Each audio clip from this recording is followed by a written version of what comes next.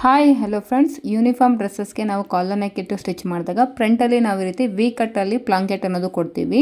So ಈ ರೀತಿ V ಕಟ್ಟಲ್ಲಿ ಪ್ಲಾಂಕೆಟ್ನ ಈಸಿಯಾಗಿ ಯಾವ ರೀತಿ ಸ್ಟಿಚ್ ಮಾಡ್ಕೋಬೇಕಂತ ಈ ವಿಡಿಯೋದಲ್ಲಿ ತಿಳಿಸ್ಕೊಡ್ತಾ ಇದ್ದೀನಿ ನಾನು.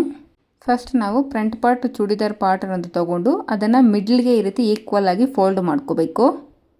ಈ ರೀತಿ ಫೋಲ್ಡ್ ಮಾಡ್ಕೊಂಡಿದ ನಂತರ ನೋಡಿ ಒಂದು 8 ಇಂಚಸ್ಗೆ ನಾನು ಒಂದು ಮಾರ್ಕಿಂಗ್ ಅನ್ನೋದು ಮಾಡ್ಕೊಳ್ತಾ ಇದ್ದೀನಿ. ಅಂದರೆ ನಮಗೆ ಪ್ಲಾಂಕೆಟ್ ಬೇಕಾಗಿರೋದು ನಾನು 8 ಇಂಚಸ್ ಲೆಂತ್ ಅನ್ನೋದು ಮಾರ್ಕ್ ಮಾಡ್ಕೊಳ್ತಾ ಇದ್ದೀನಿ. 8 ಇಂಚಸ್ ಲೆಂತ್ಗೆ ಈ ರೀತಿ ಮಾರ್ಕ್ ಮಾಡಿಕೊಂಡು ಒಂದು ಅರ್ಧ ಇಂಚ್ ಅಥವಾ ಒಂದು 1/4 ಇಂಚಿಗೆ ನೀವು ಈ ರೀತಿ ಒಂದು ಬಾಕ್ಸ್ ಶೇಪ್ ಅನ್ನೋದು ಡ್ರಾ ಮಾಡ್ಕೋಬೇಕು. ಸೇಮ್ ಇದೇ ರೀತಿಯೇ ಇನ್ನೊಂದು ಸೈಡ್ ಕೂಡ ನಾನು ನೋಡಿ ಈ ರೀತಿ 8 ಇಂಚಸ್ಗೆ ಮಾರ್ಕ್ ಮಾಡಿಕೊಂಡು ಇಲ್ಲಿ ಕೂಡ ಅರ್ಧ ಇಂಚಿಗೆ ರೀತಿ ಒಂದು ಸ್ಕೇಲ್ ತೊಗೊಂಡು ಒಂದು ಲೈನ್ ಅನ್ನೋದು ಡ್ರಾ ಮಾಡ್ಕೊಳ್ತಾ ಇದ್ದೀನಿ. ಯಾಕಂದರೆ ನಾವು ಇದನ್ನು ಫೋಲ್ಡ್ ಮಾಡ್ಕೊಂಡಿರೋದ್ರಿಂದ ಎರಡೂ ಸೈಡು ನಾವು ಈ ರೀತಿ ಮಾರ್ಕ್ ಮಾಡ್ಕೋಬೇಕು. ಈಗ ಇದನ್ನು ಈ ರೀತಿ ಓಪನ್ ಮಾಡಿಕೊಂಡ್ರೆ ನಮಗೆ ಈ ರೀತಿ ಬಾಕ್ಸ್ ಶೇಪ್ ಅನ್ನೋದು ಕಾಣಿಸುತ್ತೆ. ಈಗ ಕರೆಕ್ಟಾಗಿ ಮಿಡ್ಲ್ಗೆ ನಾನು ಇಲ್ಲಿ ಕಟ್ ಮಾಡ್ಕೊಳ್ತಾ ಇದ್ದೀನಿ. ನೋಡಿ ಈ ರೀತಿ ಕಟ್ ಮಾಡಿಕೊಂಡು ಏನು 8 ಇಂಚಸ್ ಹತ್ರ ಬಂದಾಗ ಒಂದು ಅರ್ಧ ಇಂಚ್ ಹಾಗೆ ಇಟ್ಕೊಂಡು ನೋಡಿ ಈ ರೀತಿ ಕ್ರಾಸ್ ಆಗಿ ಕಟ್ ಮಾಡ್ಕೋಬೇಕು.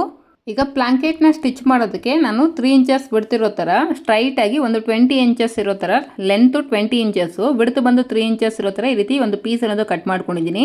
ನೋಡಿ 3 ಇಂಚಸಲ್ಲಿ ಆ ಕಡೆ 1/2 ಇಂಚು ಈ ಕಡೆ 1/2 ಇಂಚ್ ಈ ರೀತಿ ಫೋಲ್ಡ್ ಮಾಡಿಕೊಂಡು ನೀಟಾಗಿ ಐರನ್ ಮಾಡಿಕೊಂಡ್ರೆ ನಿಮಗೆ 1 ಇಂಚು ಬಿಡ್ತಿರೋ ಥರ ಫೋಲ್ಡಿಂಗಲ್ಲಿ ನಿಮಗೆ ಈ ಪಟ್ಟಿ ಅನ್ನೋದು ರೆಡಿ ಆಗುತ್ತೆ.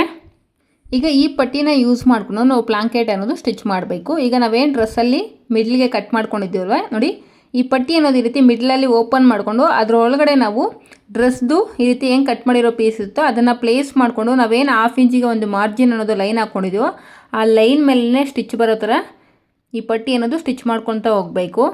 ನೋಡಿ ನಾವು ಅಲ್ಲೇನು ಕಟ್ ಮಾಡಿದ್ವಿ ವಿ ಕಟ್ಟಲ್ಲಿ ಅದನ್ನು ಕೂಡ ನೋಡಿ ಈ ರೀತಿ ನೀಟಾಗಿ ಆ ಪಟ್ಟಿ ಮಿಡ್ಲಲ್ಲಿ ಬರೋ ಥರ ಪ್ಲೇಸ್ ಮಾಡಿಕೊಂಡು ಸ್ಟಿಚ್ ಅನ್ನೋದು ಮಾಡ್ಕೋಬೇಕು.